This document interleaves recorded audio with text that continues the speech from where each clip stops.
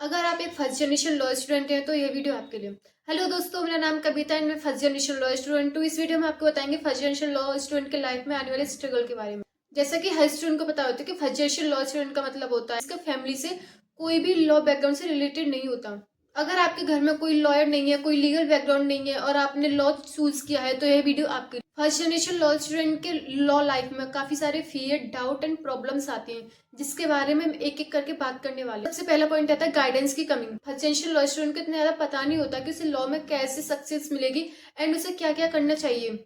जैसे कि उसे केस लॉज कैसे पढ़ने हैं, लीगल लैंग्वेज के बारे में उसे पता नहीं होता एंड कोर्ट में क्या प्रोसीजर होता है उसके बारे में पता नहीं। इंटर्नशिप का प्रोसेस क्या होता है, इंटर्नशिप कब करनी चाहिए, कैसे करनी चाहिए, स्टूडेंट इसको लेकर बहुत ज्यादा कंफ्यूजन में रहता है। दूसरी चीज आती है फाइनेंशियल एंड इंटर्नशिप स्ट्रगल। जैसा कि सभी को पता हो कि लॉ जर्नी काफी लंबी होती है तो इसके साथ स्टूडेंट को थोड़ी टेंशन भी होती है कि उसके फाइनेंशियल प्रॉब्लम्स भी आती हैं तो वो कैसे हैंडल करेगा। तो एक लॉ स्टूडेंट इसको लेकर भी काफी कंफ्यूजन में रहता है। तीसरा पॉइंट आता है इंग्लिश का फियर। ऐसा जरूरी नहीं है कि हर लॉ स्टूडेंट को इंग्लिश अच्छे से आती है।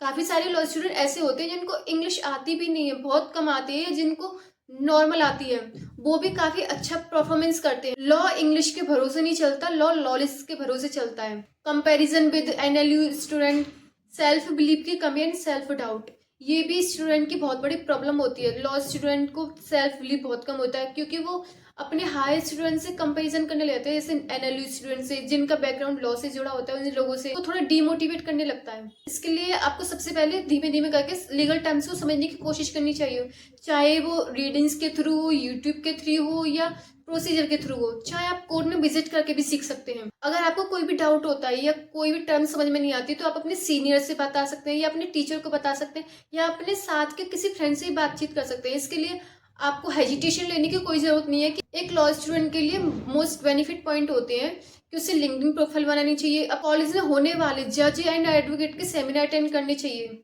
एंड मोस्ट इंपॉर्टेंट पॉइंट आता है कोर्ट विजिट करना।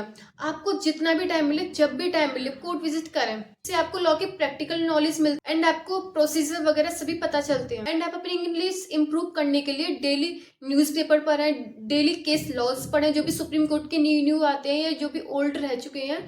इन मोस्ट इंपॉर्टेंट जो भी केसेस होते हैं, केस थ्योरी होते हैं, केस समरी होती है, उनको रीड करें। इससे आपको लीगल टर्म्स समझ में आएंगे और लॉ में किस टाइप की इंग्लिश बोली जाती है, किस कौन कौन से वर्ड यूज किए जाते हैं, वो सभी आपको समझ में आएंगे। इन सब में सबसे ज्यादा जरूरी है सेल्फ बिलीव। जब तक आप खुद पर सेल्फ बिलीव नहीं करेंगे आप कुछ नहीं कर सकते।